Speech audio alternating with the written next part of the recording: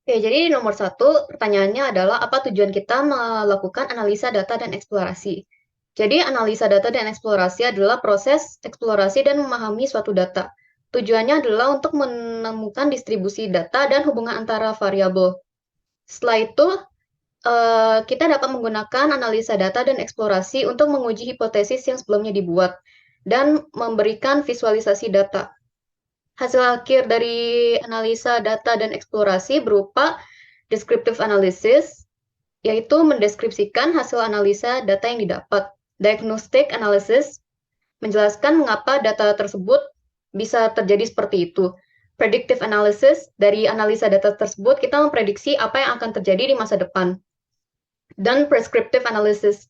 Jadi kalau misalnya predictive analysis kita buruk, kita akan memberikan saran untuk memperkecil kemungkinan predictive analysis kita terjadi. Dan bila predictive analysis kita baik, kita akan memberikan saran untuk meningkatkan predictive analysis kita menjadi lebih baik.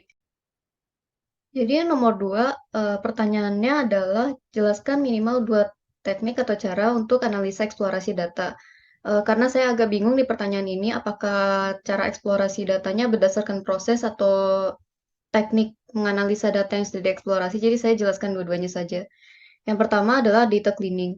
Tahapan ini dilakukan setelah data mining. Tujuannya adalah untuk membersihkan dan membuang variabel-variabel yang tidak kita inginkan. Bisa jadi karena variabelnya bernilai NA atau karena kita menganggap kita tidak membutuhkan variabel tersebut. Sehingga dalam nanti melakukan eksplorasi data akan lebih efisien karena kita sudah mengetahui apa variabel yang ingin kita teliti. Yang kedua adalah visualisasi data. Tahap ini dilakukan setelah analisa dan eksplorasi data. Visualisasi data ini dibutuhkan karena kita harus memberikan gambaran kepada audiens kita agar mereka mengerti tujuan dan maksud kita. Visualisasi data bisa menggunakan bar plot, pie chart, box plot, scatter plot, dan lain-lain. Visualisasi data harus dibuat sesimpel mungkin namun menarik dan mudah dipahami.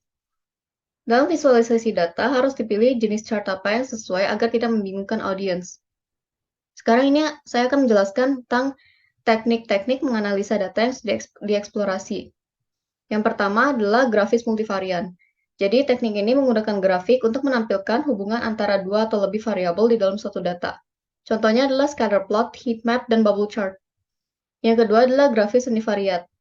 Teknik ini menggunakan grafik untuk menggambarkan data yang terdiri dari satu variabel saja agar dapat menemukan pola di dalamnya.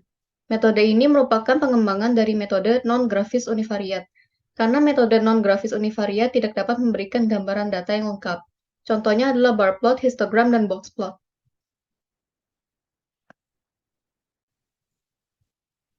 Yang pertanyaan nomor 3, kapan kita menggunakan bar chart, scatter plot, dan histogram? Jadi yang pertama, bar chart digunakan untuk memvisualisasi data per kategori. Misalnya jumlah orang yang menyukai warna tertentu. Antara kategori satu dan kategori lainnya tidak saling berhubungan. Jadi, kita menggunakan bar chart apabila ingin mempresentasikan analisa data yang dikelompokkan ke dalam kategori yang tidak saling berhubungan. Yang kedua, scatter plot digunakan untuk memvisualisasi hubungan antara dua variabel. Misalnya hubungan interior rumah terhadap harga rumah. Scatter plot juga digunakan apabila kita ingin mengetahui apakah data terdistribusi secara normal atau tidak. Biasanya dengan menggunakan bantuan regression line. Yang ketiga, histogram digunakan untuk memvisualisasi distribusi frekuensi suatu data numerik, dan hanya boleh numerik atau berupa angka. Histogram bermanfaat untuk mempermudah menemukan pola distribusi data daripada menggunakan tabel. Hal ini dikarenakan karena dalam histogram, misalnya X adalah array angka dan Y adalah frekuensinya. X akan dikelompokkan ke dalam interval dan bukannya sendiri-sendiri seperti di bar chart. Jadi misalnya 1000 data, kita akan membagi 1000 data tersebut ke dalam kelas. Jadi chartnya tidak akan seramai bar chart. Karena frekuensinya pun juga dihitung frekuensi angka-angka yang ada di dalam kelas tersebut. Setiap interval X memiliki batas bawah dan batas atas. Dan bedanya dari bar chart itu adalah histogram saling menempel, sedangkan bar chart ada spasinya di antara setiap batang tabelnya. Dan Y menunjukkan frekuensi dari semua anggota yang masuk ke dalam interval tersebut. Jadi apabila data yang ingin divisualisasikan sumbu X-nya berupa array angka dan Y berupa frekuensi, maka disarankan menggunakan histogram. Contoh kejadian yang cocok menggunakan histogram adalah distribusi usia mahasiswa di universitas. Ini adalah yang nomor 4. Yang pertama, kita akan import library dulu. Di sini saya menggunakan Pandas, NumPy, Matplotlib, .pyplot, dan Seaborn. Nomor 4A, kita akan data mining dan data cleaning. Jadi yang pertama, saya akan mengupload file struct-data.csv, kemudian saya akan menjadikannya data frame di sini. Def sama dengan pd.readcsv, struct-data.csv. Kali ini kan saya mau menghilangkan semua variabel none. Jadi saya menggunakan titik drop NA. Kemudian setelah saya melihat ada variabel-variabel yang memiliki nilai unknown. Di sini saya ingin menghilangkan variabel unknown tersebut. Jadi df sama dengan df.drop, df.index, df smoking status sama dengan unknown, in-place sama dengan true. Kemudian saya panggil.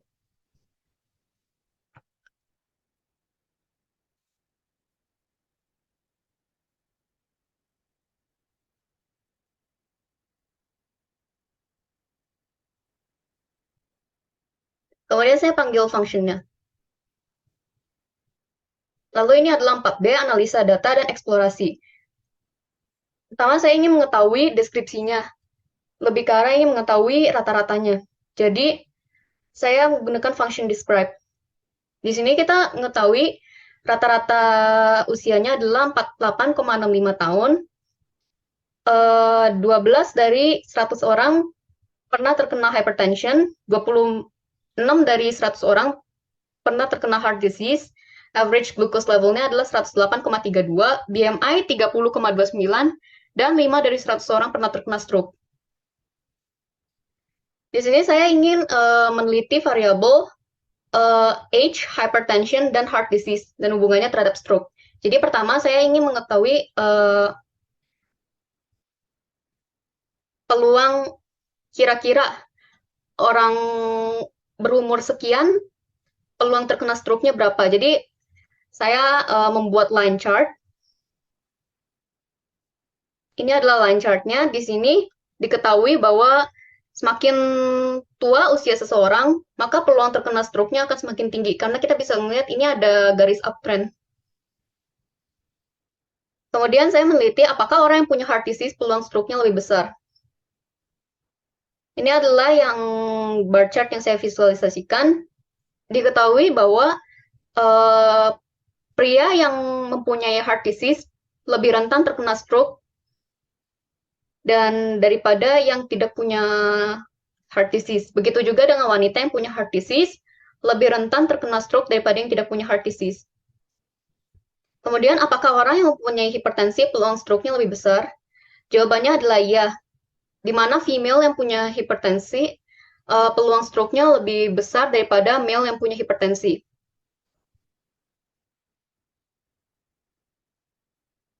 Kemudian saya meneliti apa saja yang mempengaruhi terjadinya heart disease. Yang pertama saya meneliti apakah smoking status mempengaruhi heart disease.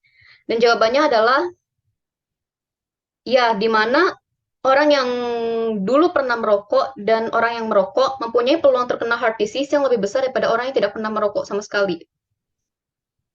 Kemudian apakah usia mempengaruhi heart disease? Dari line plot ini jawabannya ya. Usia mempengaruhi heart disease, di mana semakin tua usianya, maka peluang terkena heart disease-nya akan semakin besar.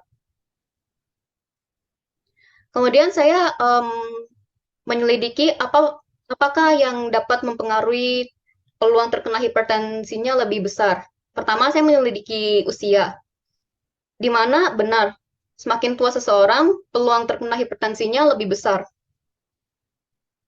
Karena kita bisa lihat dari line plot ini, ada garis uptrend. Namun,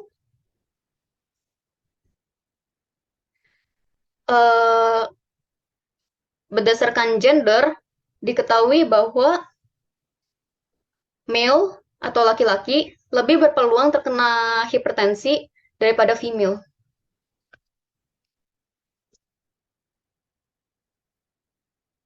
Dan apakah smoking status mempengaruhi hipertensi? Jawabannya adalah tidak. Di sini kita bisa melihat orang yang tidak pernah merokok, orang yang merokok, dan orang yang dulu pernah merokok perbedaannya tidak terlalu jauh. Apalagi kita lihat yang male tidak terlalu berbeda ya.